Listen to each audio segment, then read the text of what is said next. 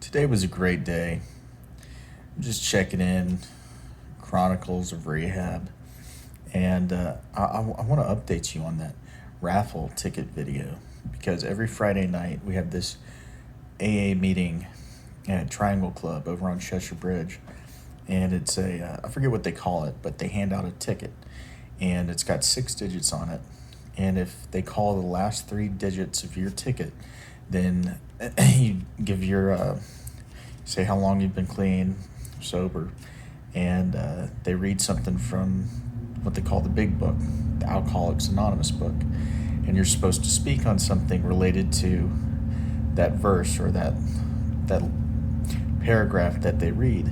And so I had a feeling, since if you do gematria, what's called a full reduction, simple gematria, there was 3 11s in my ticket number, 111111, which is a number of balance, and it's 3 master numbers repeating that they would call on me. And sure enough, the guy looks at his watch. He says, "All right, I think we got time for one more." And then they called on me. And this is my 3rd time going to one of these meetings.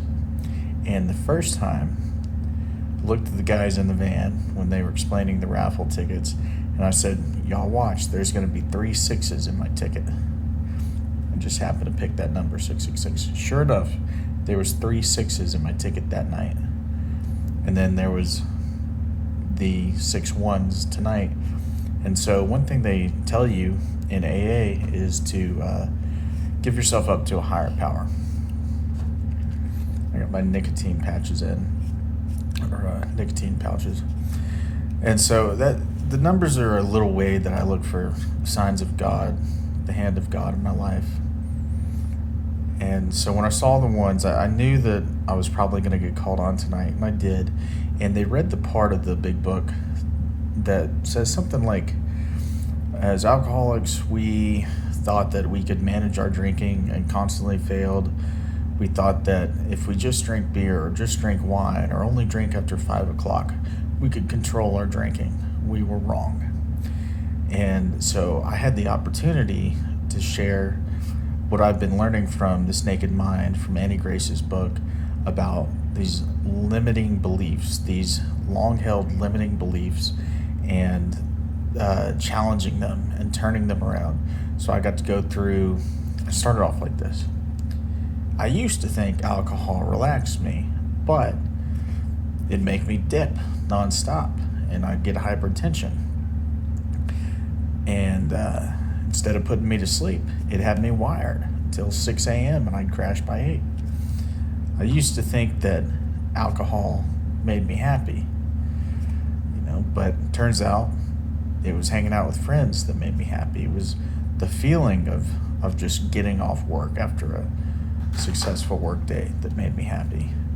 I used to think I liked the taste of alcohol. Turns out I like the taste of some of the stuff they put in the alcohol. Stuff that, hey? Nah.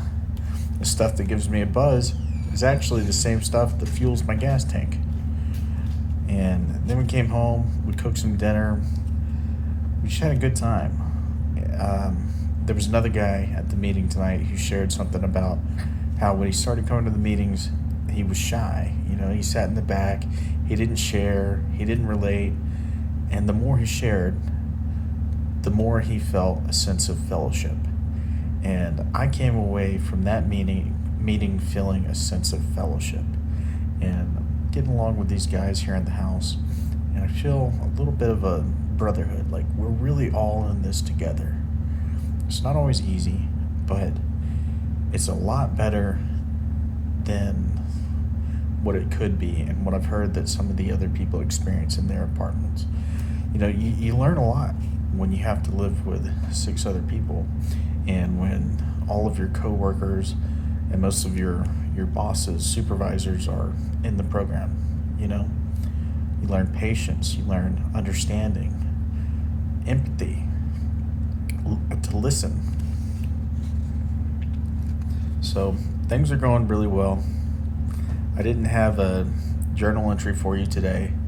Kind of just took it easy, did some light reading, We're going to church tomorrow. I'm looking forward to that. Hopefully they have an actual sermon. They just had acrobats and a real donkey. It was so funny last week. So I get out of church and they've got it was the Christmas celebration. They have somebody who's dressed up as like a Jerusalem shepherd, and she's got a donkey. I guess she is not familiar with the accents of Israel, but she goes, "Y'all can pet the donkey."